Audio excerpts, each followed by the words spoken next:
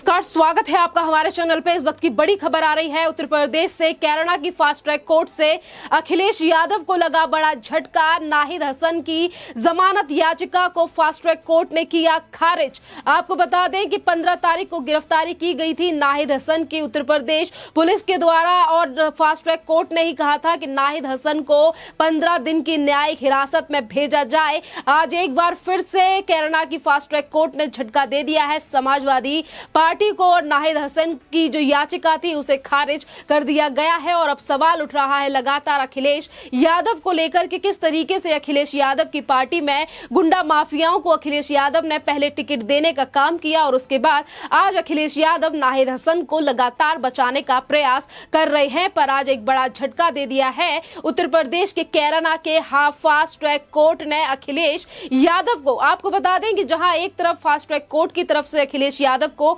बड़ा झटका लगा है, तो वहीं दूसरी तरफ अखिलेश यादव की और भी ज्यादा मुश्किलें बढ़ने वाली हैं सुप्रीम कोर्ट से। जी हां, क्योंकि सुप्रीम कोर्ट में भी बीजेपी के एक नेता और वरिष्ठ वकील अश्विनी उपाध्याय की तरफ से एक जनहित याचिका पहले ही सुप्रीम कोर्ट में डाल दी गई है कि कैसे अखिलेश यादव ने एक कुख्यात जो अपराधी है उसे टिकट देने का काम किया है, और उसको लेकर भी सुप्रीम कोर्ट जल्द ही सुनवाई करेगा। यानी कि सिर्फ एक, जिस तरीके से अखिलेश यादव ने गाजियाबाद से लेकर और तमाम गैंगस्टरों को टिकट दिया है, और अब नाहिद खान को लेकर अखिलेश यादव की मुश्किलें खड़ी होने वाली हैं। क्योंकि जहां एक के बाद एक कोर्ट से झटका लग रहा है, जमानत नहीं मिली है नाहिद हसन को, वहीं दूसरी तरफ न्यायिक हिरासत भी बढ़ा दी गई है 15 दिनों के लिए, और ना ही तो अब चुनाव लड़ पाएंगे नाहिद हसन। और इसी के चलते समाजवादी पार्टी ने नाहिद हसन की बहन इकरा को टिकट दे दिया है अब चुनाव लड़ने के लिए। पर आज अखिलेश यादव की जो मुश्किलें हैं वो और भी ज्यादा बढ़ने वाली है। आपको बता दें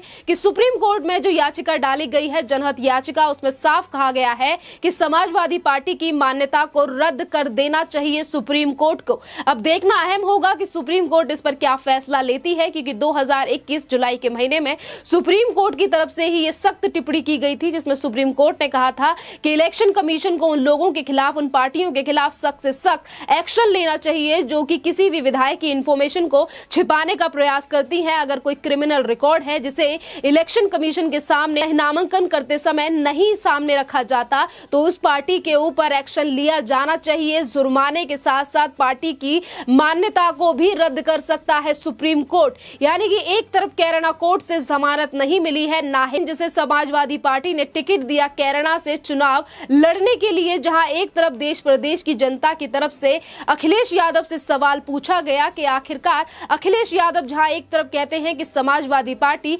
विकास और उत्तर प्रदेश को आगे ले जाने की नीति पर काम कर रही है, तो वहीं दूसरी तरफ अखिलेश यादव ने गाजियाबाद से लेकर बागपत और बागपत से लेकर कैराना में तमाम ऐसे लोगों को, कुख्यात जो ऐसे गैंगस्टर हैं, उन्हें टिकट थमाने का काम किया जिन्होंने हिंदुओं से लेकर तमाम लोगों के ऊपर प्रताड़नाएं की, और आज ऐसे ही लोगों को समाजवादी पार्टी की तरफ से टिकट दिया जा रहा है। बहरहाल नाहिद हसन की बात करें तो आज समाजवादी पार्टी की मुश्किलें कम होने का नाम नहीं ले रही हैं। बहन इकरा यानी कि नाहिद हसन की बहन को टिकट देने के बाद भी आपको बता दें कि जहां एक तरफ ये पूरा मामला अब सुप्रीम कोर्ट में पहुंच चुका है और सुप्रीम कोर्ट में जल्द ही इस मामले पर सुनवाई होगी, तो वहीं दूसरी तरफ बीजेपी के एक के बाद एक नेता समाजवादी पार्टी से अब सवाल पूछ रहे हैं कि समाजवादी पार्टी आखिरकार उत्तर प्रदेश में क्या करना चाहती है। आपको बता दें कि 2013 में मुजफ्फरनगर के दंगे हों या कैराना की भी बात करें, तो किस तरीके से हिंदुओं का पलायन नाहिद हुसैन के द्वारा करवाया गया और हिंदुओं को मजबूर किया गया उनके घर के बाहर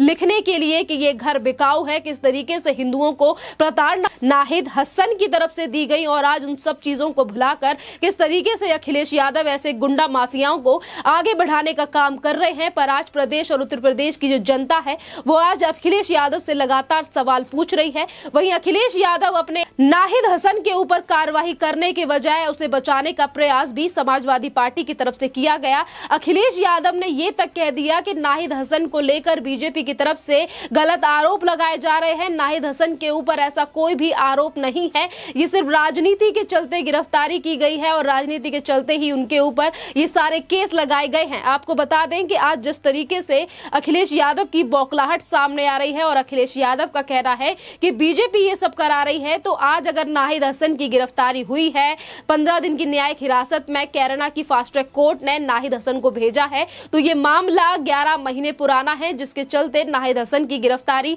उस समय पर हुई जिस वक्त पर नाहिद हुसैन नामांकन करने के लिए जा रहा था और उसी वक्त पर उत्तर प्रदेश की पुलिस ने धर दबोचा नाहिद हसन को। और आज अखिलेश यादव का कहना है कि बीजेपी सिर्फ और सिर्फ राजनीति के चलते नाहिद हसन को गिरफ्तार करा रही है, उनके ऊपर केस दर्ज करा रही है। और एक ऐसा गुंडा माफिया जिसके ऊपर गैंगस्टर एक्ट के तहत कई मामले दर्ज हैं, उत्तर प्रदेश की पुलिस अभी तक गिरफ्तारी करने के लिए नाहिद हसन को ढूंढ रही थी और नाहिद हसन अभी तक फरार चल रहा था। और आज अगर उत्तर प्रदेश की पुलिस के हाथ इतना बड़ा गैंगस्टर, इतना बड़ा माफिया लगा है, तो अखिलेश यादव अभी भी उसी के साइड में है और अभी भी ये कह रहे हैं कि उसके ऊपर ऐसा कोई मामला नहीं है। यानी कि अखिलेश यादव जिस तरीके से एम और वाई की राजनीति करते हैं, आज उसका पूरी तरीके से पर्दाफाश हो चुका है। एक तरफ अखिलेश यादव कहते हैं कि वो जातिवाद नहीं करते, धर्म से ऊपर उठकर राजनीति करते हैं, और वहीं दूसरी तरफ किस तरीके से नाहिद हसन की तरफ से हिंदुओं को प्रताड़नाएं दी गई, घर छोड़ने के लिए मजबूर किया गया। ऐसे ही गैंगस्टर को अखिलेश यादव टिकट देने के साथ साथ उसका बचाव भी कर रहे हैं